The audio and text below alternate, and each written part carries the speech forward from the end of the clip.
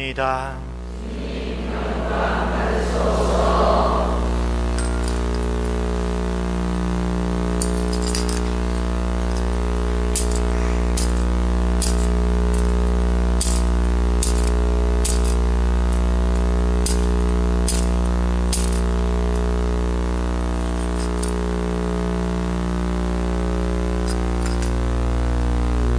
파스카 축제가 시작되기 전 예수님께서는 이 세상에서 아버지께로 건너가실 때가 온 것을 아셨다.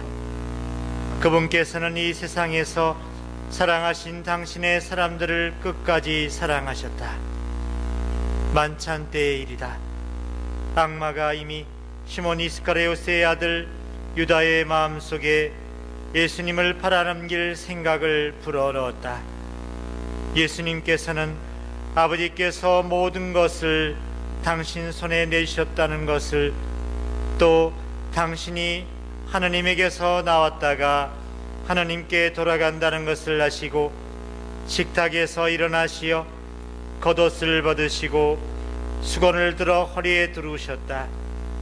그리고 대야에 물을 부어 제자들의 발을 씻어주시고 허리에 두르신 수건으로 닦기 시작하셨다.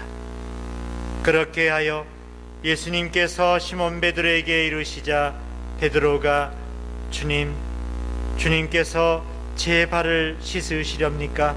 하고 말하였다. 예수님께서는 내가 하는 일을 네가 지금은 알지 못하지만 나중에는 깨닫게 될 것이다 하고 대답하셨다. 그래도 베드로가 예수님께 제 발은 절대로 씻지 못하십니다 하니 예수님께서 그에게 대답하셨다. 내가 너를 씻어주지 않으면 너는 나와 함께 아무런 목도 나누어 받지 못한다. 그러자 시몬 베드로가 예수님께 말하였다. 주님, 제 발만 아니라 손과 머리도 씻어 주십시오. 예수님께서 그에게 말씀하셨다. 목욕을 한 이는 온몸이 깨끗하니 발만 씻으면 된다. 너희는 깨끗하다. 그러나 다 그렇지는 않다. 예수님께서는 이미 당신을 팔아넘길 자를 알고 계셨다. 그래서 너희가 다 깨끗한 것은 아니다 하고 말씀하신 것이다. 예수님께서는 제자들의 발을 씻어주신 다음 겉옷을 입으시고 다시 식탁에 앉으셔서 그들에게 이르셨다. 내가 너희에게 한 일을 깨닫겠느냐? 너희가 나를 스승님 또 주님하고 부르는데 그렇게 하는 것이 옳다. 나는 사실 그러하다. 주님이며 스승인 내가 너희의 발을 씻었으면 너희도 서로 발을 씻어 주어야 한다. 내가 너희에게 한 것처럼 너희도 하라고 내가 본을 보여준 것이다.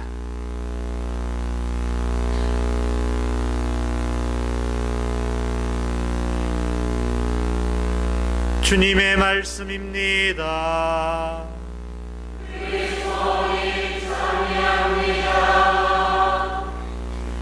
예, 45수 몇 번입니까? 1466 그랜저 차량 없습니까? 지금 주차 때문에 밖에 난리 난 것 같은데 차량 갖고 계신 분은 차 좀 빼주십시오.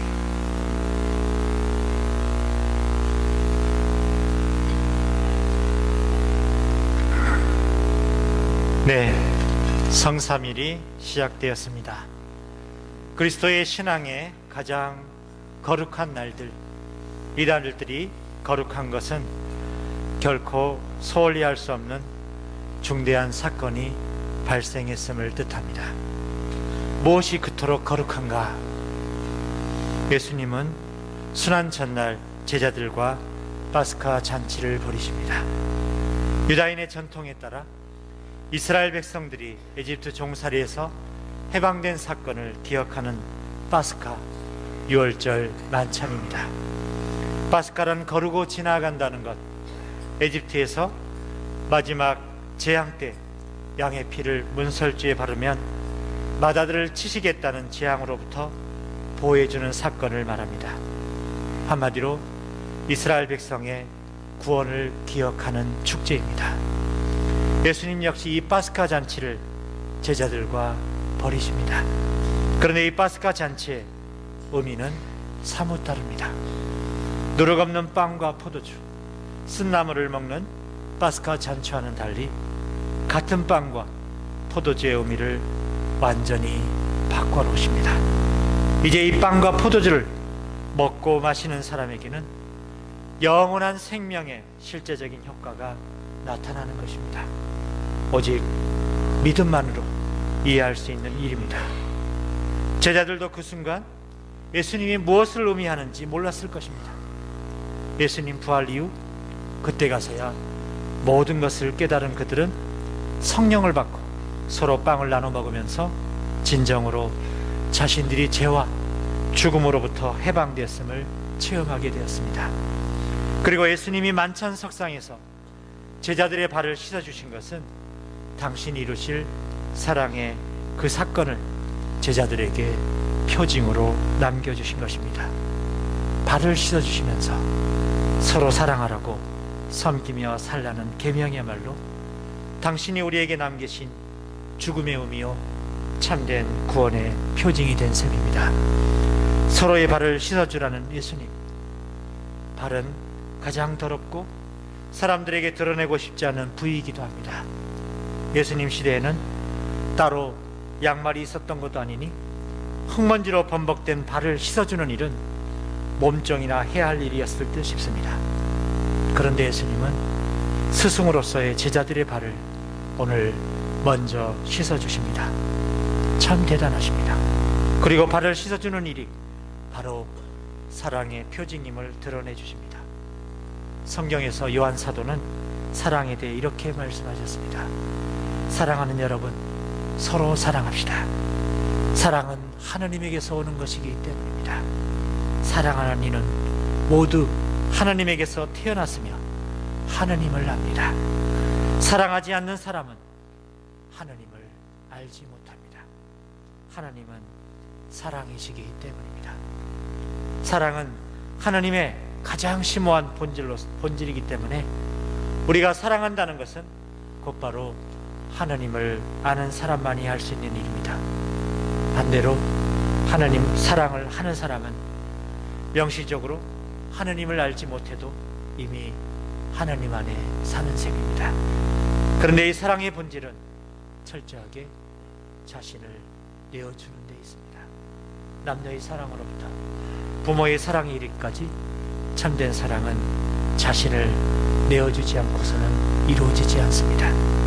근래 이기적인 사랑이 우리 사회를 덮고 있어도 최소한 사랑할 때만큼 인간은 순수해집니다. 자신이 가진 것을 내어주고 시간과 정성을 상대를 위해서 쏟습니다. 때로는 이해되지 않고 납득되지 않는 상대의 모습을 받아줘야 할 때도 많습니다. 그래서 사랑은 단순한 집착과 감각적 쾌락과는 다릅니다. 남에게 자신을 내어주는 것, 그래서 예수님은 자기 친구를 위해 목숨을 내어놓는 것이야말로 가장 큰 사랑이라고 하지 않으셨던가. 주님 안에 형제 자매 여러분, 가장 더러운 상대의 발을 씻어준다는 것은 상대방이 가지고 있는 모자람, 결함, 치부와 상처까지도 감싸주는 것을 말합니다. 상대의 상처를 안아주고 용서하고 이해해주며 수용하는 것이 사랑의 본질입니다.